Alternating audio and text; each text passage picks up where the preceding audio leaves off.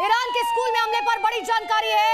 148 लोगों की मौत हो चुकी है, 95 लोग घायल हुए हैं और इसमें कई बच्चे, 140 बताए जा रहे बच्चे हैं। बहुत बड़ी खबर, ईरान में ये बहुत बड़ा नुकसान, 148 लोगों की मौत हो चुकी है। कल ये हमला हुआ था। एक और बड़ी अपडेट इस वक्त की बता दें, यरूशलेम में ईरान ने नया हमला किया है। अभी हमला किया गया और हमले का नया वीडियो सामने आ चुका है। एक तरफ इजराइल निशाने पर तो दूसरी तरफ यरूशलेम। ये देखिए धुआं उठता हुआ आपके सामने एक्सक्लूसिव तस्वीरें सिर्फ जी न्यूज पर।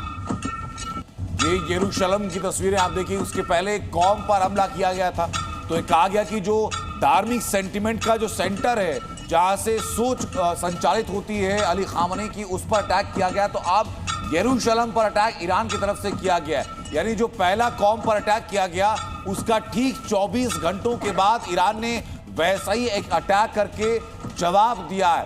यरूशलेम एक धार्मिक केंद्र, आस्था का केंद्र, और उसी जगह पर अटैक अब किया है। एक और बड़ी खबर इस वक्त की आपको बता दें, ईरान के हमले से दुबई में हड़कंप मच गया है। 2 घरों पर ड्रोन का मलबा गिरा है, यानी कि लोग वहां पर रहते थे, 2 लोग घायल हुए हैं। हालांकि ये तस्वीर, ये देखिए, ये तस्वीर सामने एक्सक्लूसिव तस्वीर, तो अलग अलग तस्वीर, लेकिन घर पर मलबा गिरने की तस्वीर आएगी तो वो भी हम आपको दिखाएंगे। लेकिन इसी तरीके से लगातार ड्रोन से हमला किया जा रहा है। और एक बड़ा अपडेट आपको बता दें, मलबा गिरने से 2 लोग घायल हुए हैं। ईरान के हमले को रोकने का दावा भी किया जा रहा है, लेकिन दुबई में हड़कंप मचा हुआ है। सबसे ज्यादा नुकसान अगर कहीं हुआ है तो वो दुबई है। और आप ये भी समझिए, इस लिहाज से भी दुबई बहुत इंपॉर्टेंट हो जाता है, भारत से भी बड़ी संख्या में लोग दुबई में रहते हैं, लाखों की संख्या में लोग दुबई में रहते हैं और यही वजह है। इसी बीच बड़ी जानकारी, फारस की खाड़ी से अमेरिका दूर रहे, ये भी धमकी दी गई है। कोई शिप दिखा तो खतरनाक अंजाम भुगतना होगा, ये बड़ी खबर सामने आ रही है। ईरान ने अमेरिका को सीधी धमकी दी है, फारस की खाड़ी से अमेरिका को दूर रहने की चेतावनी, और अगर यहां पर कोई शिप दिखता है तो इसका खतरनाक अंजाम अमेरिका को भुगतना पड़ेगा। ये ईरान ने एक बार फिर से साफ किया है और ईरान के तेवर देखकर यही लग रहा है कि अभी ये जंग और भी ज्यादा भीषण होगी। यहां पर खामेनेई की शहादत का बदला लेने के मूड में ईरान आ चुका है और अलग अलग देशों से जो तस्वीरें मिल रही है वो आपके सामने हम रख रहे हैं। इसी बीच एक और बड़ी जानकारी, हमले से दोहा एयरपोर्ट को नुकसान पहुंचा है, ये भी बड़ी खबर इस वक्त सामने आ रही है। ईरान ने दोहा में एक बड़ा अटैक किया था, बड़े हमले को अंजाम दिया और इसके बाद एयरपोर्ट पर नुकसान पहुंचा है। इस तरह की जानकारी और तस्वीरें वहां से सामने आ रही है। हालांकि आपको बता दें, पहली बार दोहा एयरपोर्ट पर हमला नहीं किया गया, इससे पहले भी ईरान ने हमला किया था लेकिन नुकसान की जानकारी नहीं थी।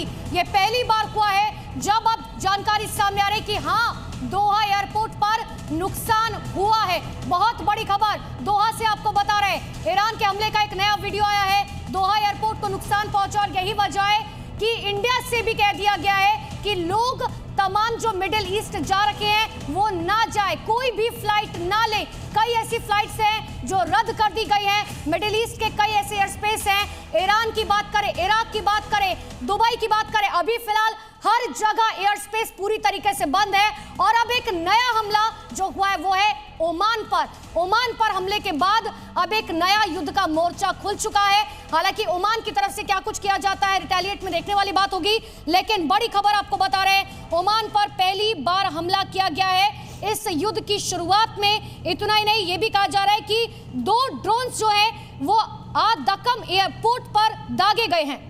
तो देखिए, पहली बार युद्ध की शुरुआत से लेकर अभी तक ओमान जो कि बातचीत की मध्यस्थता करा रहा था, वहां हमला हुआ है। और तस्वीरें जो आप देख रहे हैं, ये दोहा एयरपोर्ट से जो तस्वीरें सामने आई है जहां ईरान ने अटैक किया, इस नए फुटेज में ईरानी हमले से काले धुएं का गुबार उठता हुआ यहां पर देखा जा सकता है। जी न्यूज पर सबसे पहले आप ये तस्वीरें देख रहे हैं, किस तरीके से एयरपोर्ट को नुकसान पहुंचा है इस अटैक के बाद। ईरान के हमले का ये नया और ताजा वीडियो आपको हम दिखा रहे हैं। काले धुएं का गुबार आसमान में छाया हुआ है, एयरपोर्ट पर अटैक के बाद की ये तस्वीर है। एयरपोर्ट को नुकसान पहुंचा है, यानी पहली बार यहां अटैक हुआ है और इसकी तस्वीरें भी जो है वहां से सामने आ चुकी है। इतना ही नहीं, आपको ये भी बता दें, तेहरान के पार्लियामेंट स्पीकर मोहम्मद बगैर गालिबफ का कहना है कि यूएस और इजराइल ने इस बार रेड लाइन क्रॉस कर दी है और विल पे द प्राइस, यानी कि आपको इसकी भारी कीमत चुकानी पड़ेगी।